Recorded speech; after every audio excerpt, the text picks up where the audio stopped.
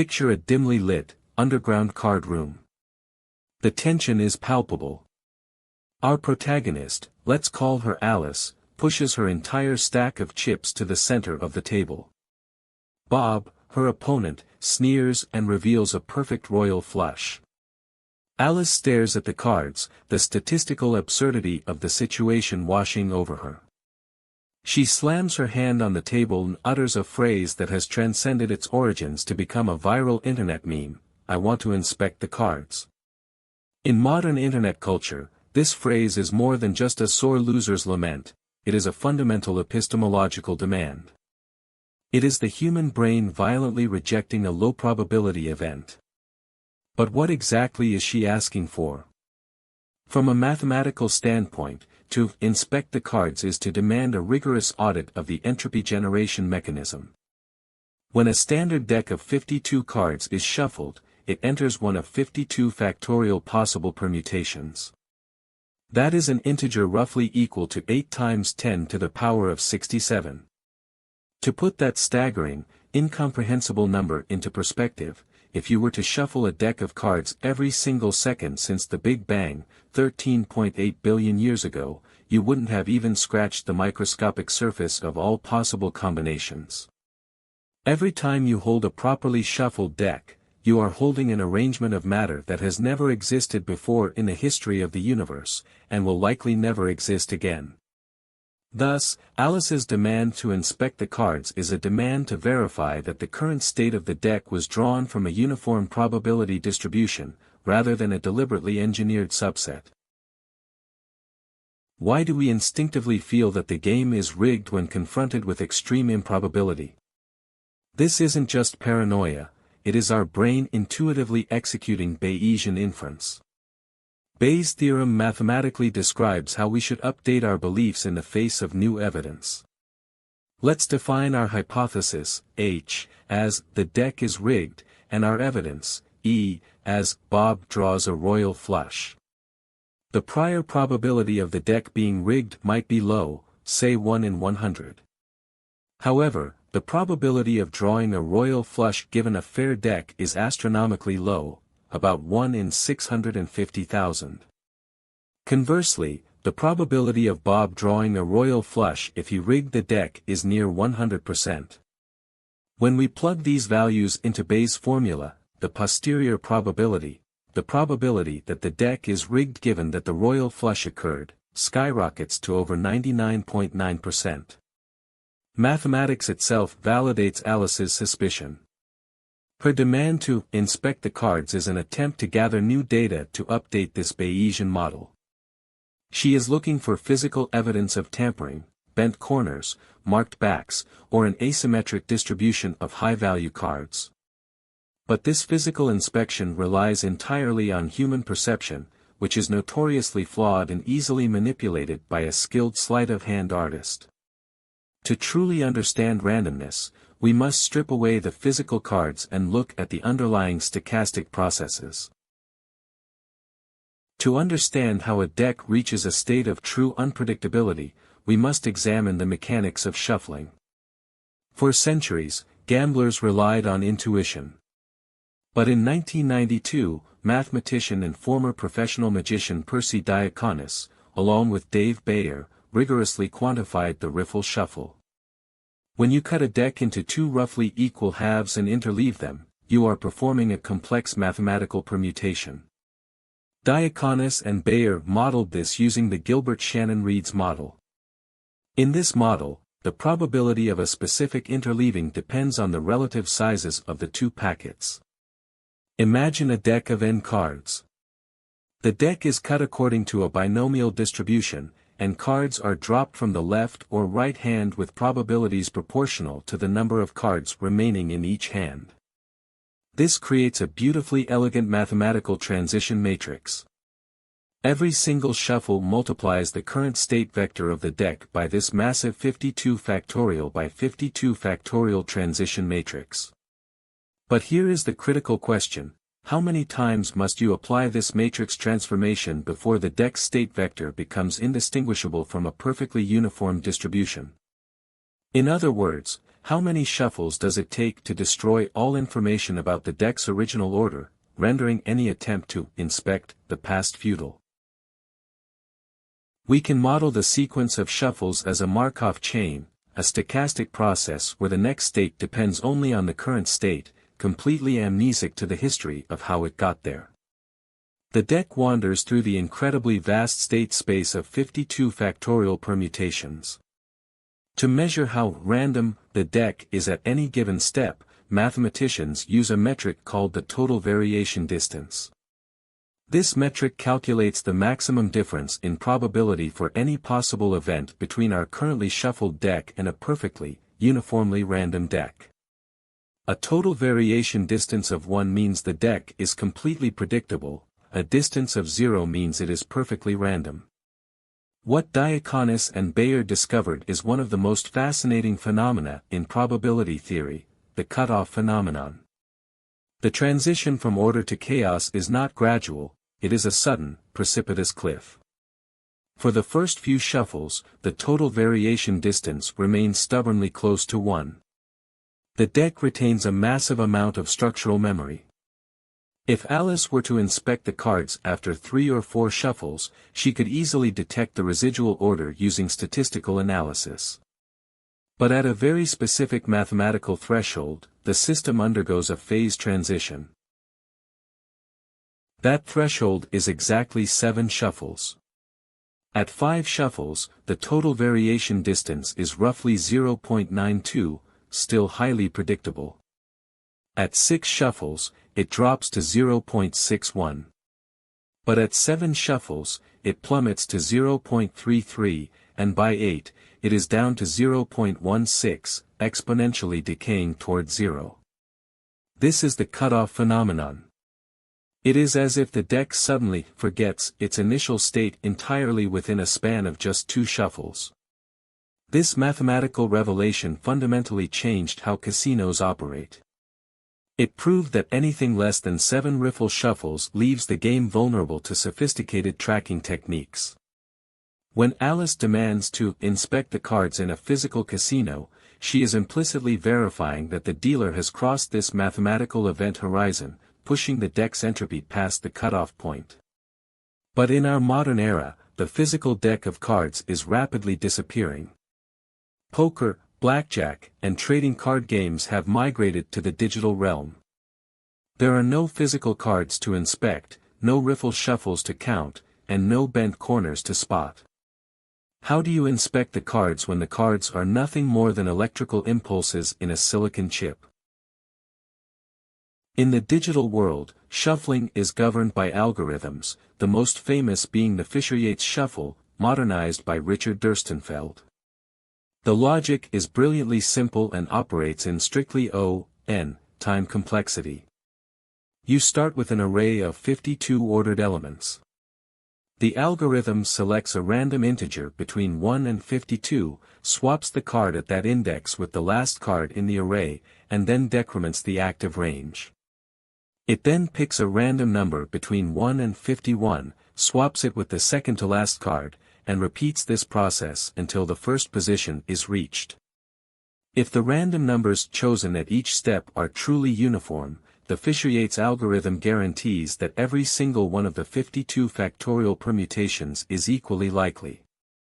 It is the perfect shuffle, achieving a total variation distance of exactly 0 in a fraction of a millisecond.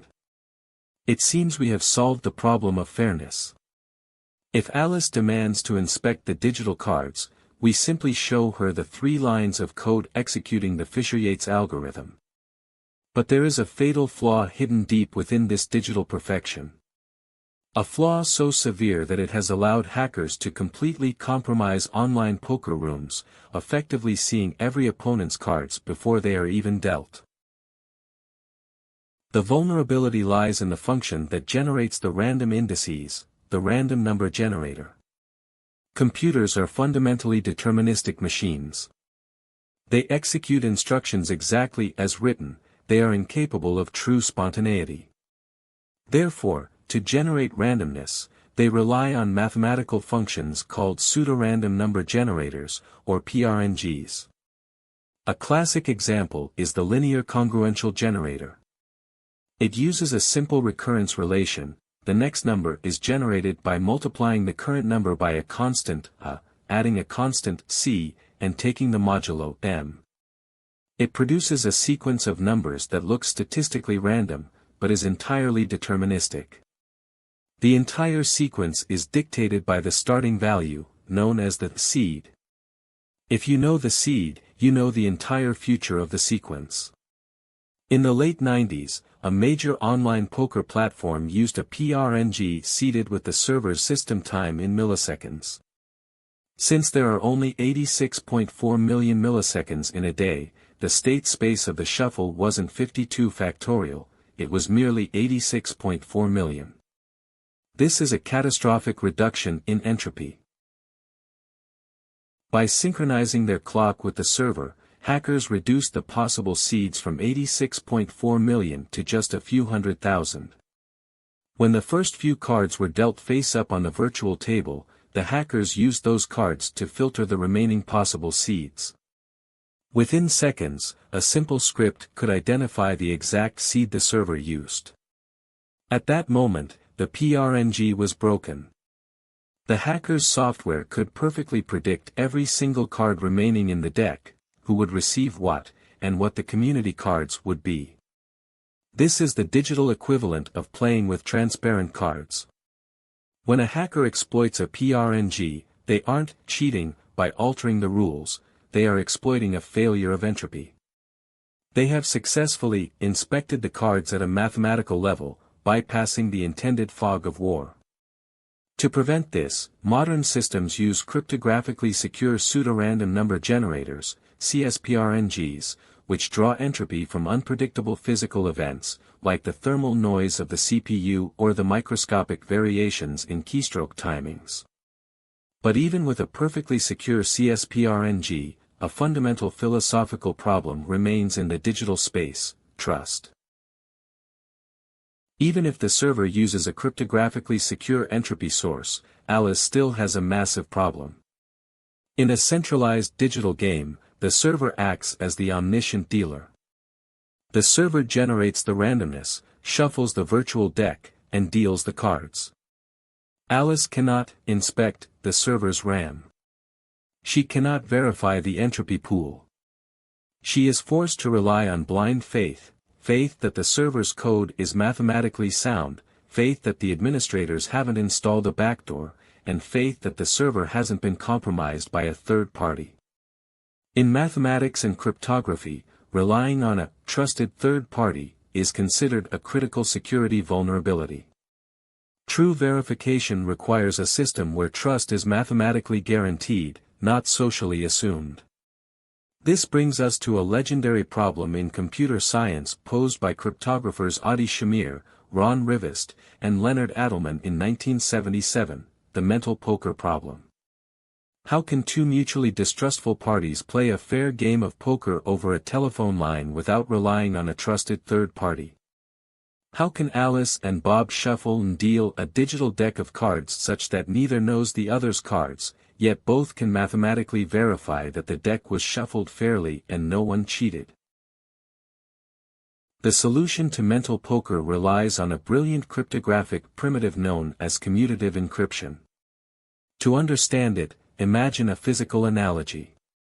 Alice places a card inside a sturdy metal box and secures it with her own padlock. She sends the locked box to Bob.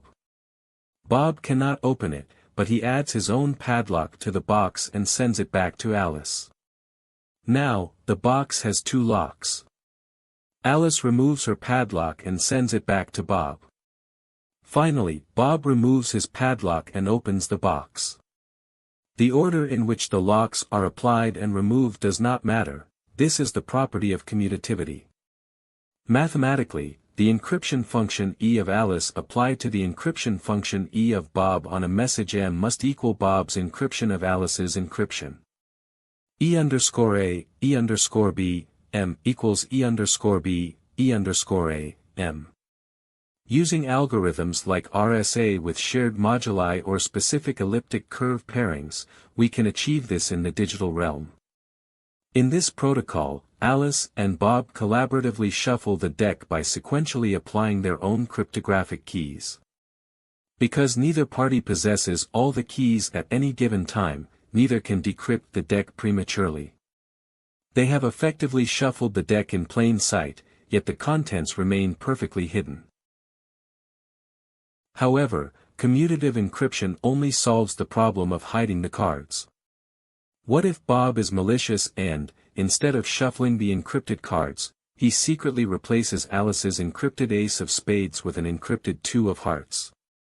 How can Alice inspect the cards to ensure Bob actually performed a valid shuffle without him revealing the cards themselves? This requires one of the most powerful and counterintuitive tools in modern cryptography, the zero-knowledge proof. A zero-knowledge proof allows a prover to convince a verifier that a statement is true, without revealing any information beyond the absolute validity of the statement itself.